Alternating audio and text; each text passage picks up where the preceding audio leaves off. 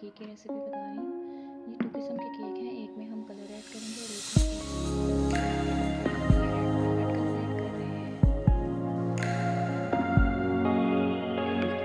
ये मैंने एक अपनी इस तरीके से जो है वो हमने ऐड करना है। उसके बाद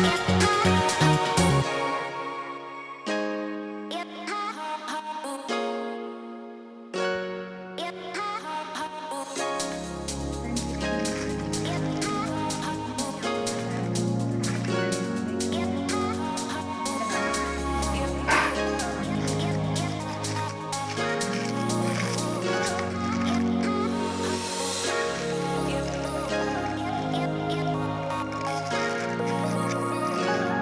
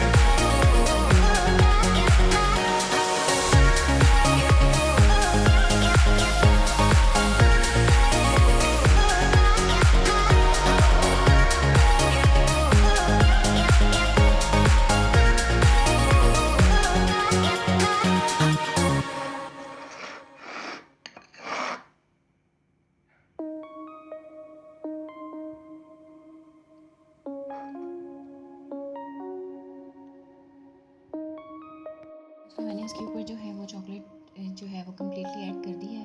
आप सिंपली जो है पैकेट में भी डाल के आप जो है वो आप इसके ऊपर कर सकते हैं, गार्निश कर सकते हैं।